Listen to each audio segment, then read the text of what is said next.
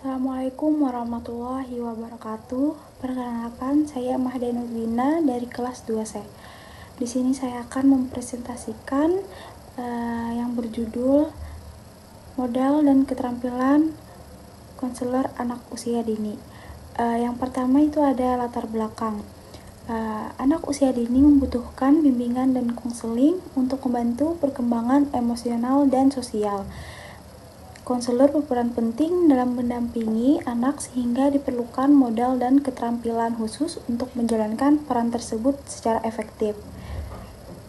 Yang A itu ada modal konselor anak usia dini. Seorang konselor anak usia dini memegang peran penting dalam membantu tumbuh kembang anak secara emosional, sosial, dan psikologis. Untuk menjalankan peran ini dengan baik, seorang konselor memerlukan beberapa modal yang mencakup beberapa aspek. Yang pertama itu ada pendidikan dan keilmuan, yaitu menguasai teknik konseling anak dan paham pendekatan sesuai usia dini. Yang kedua itu pemahaman perkembangan anak, yaitu tahu tahap perkembangan anak dan bisa menyesuaikan pendekatan anak. Yang ketiga itu ada sikap positif, yaitu sabar, fleksibel, dan tidak menghakimi. Yang terakhir itu ada keterampilan konseling, yaitu komunikasi yang sederhana, mendengarkan aktif, terapi bermain, observasi, dan kerjasama. Yang B, keterampilan konselor profesional itu wajib menguasai keterampilan konseling dari awal hingga akhir sesi, karena keterampilan ini menjadi kunci keberhasilan proses konseling. Namun, di lapangan keterampilan ini sering belum dimanfaatkan secara maksimal. Lalu, adapun karakteristik konselor profesional itu yang pertama itu ada kepribadian, yaitu empati, siap berdialog, dan mendorong konseling agar berbicara.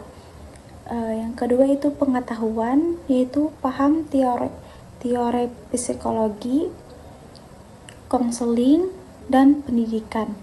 Yang ketiga itu pengalaman, yaitu berlatih langsung di berbagai setting.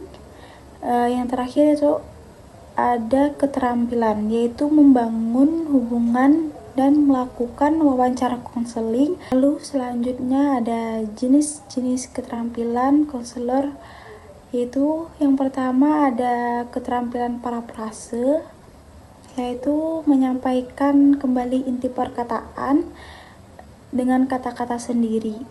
Yang kedua itu keterampilan mengajukan pertanyaan. Itu terbagi menjadi dua. Yang pertama itu pertanyaan tertutup, yaitu jawaban singkat seperti ya atau tidak, ataupun jelas tapi terbatas. Yang kedua itu pertanyaan terbuka, yaitu mendorong agar bicara lebih banyak dan dalam. Yang ketiga itu keterampilan merefleksibelkan perasaan, yaitu menyatakan kembali perasaan konseling, dengan kata lain atau fokus pada emosi, bukan hanya isi pembicaraan. Yang terakhir itu ada keterampilan meringkas, yaitu mengumpulkan inti pembicaraan secara sistematis. Yang C, guru sebagai konselor. Guru bukan hanya pendidik, tetapi juga pembimbing. Peran guru sebagai konselor sangat penting dalam mendampingi perkembangan siswa secara menyeluruh, baik akademik, emosional, maupun sosial. Lalu adapun peran dan fungsi guru sebagai konselor, yaitu guru berperan sebagai pembimbing bukan hanya dalam pembelajaran, tetapi juga ketika siswa menghadapi masalah pribadi. Guru bisa menjadi tempat curhat serta membantu siswa tumbuh secara sosial dan emosional. Yang terakhir itu ada keterampilan dan batasan. Keterampilan itu meskipun guru bisa berperan sebagai konselor, tetapi tetap ada batasannya.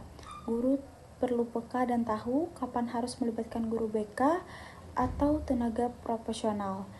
Yang terakhir saya akan membacakan kesimpulan dari presentasi saya, yaitu konselor anak usia dini harus memiliki pengetahuan tentang psikologi, perkembangan, keterampilan konseling yang sesuai dengan usia, serta sikap empati dan komunikasi yang baik, kemampuan untuk membangun hubungan yang aman dengan anak dan keluarga, serta mendengarkan secara aktif sangat penting dalam mendampingi perkembangan anak secara holistik. Pemahaman yang baik terhadap karakteristik memastikan bimbingan yang efektif dan berhasil. Segitu aja presentasi dari saya. Mohon maaf jika ada salah. Wassalamualaikum warahmatullahi wabarakatuh.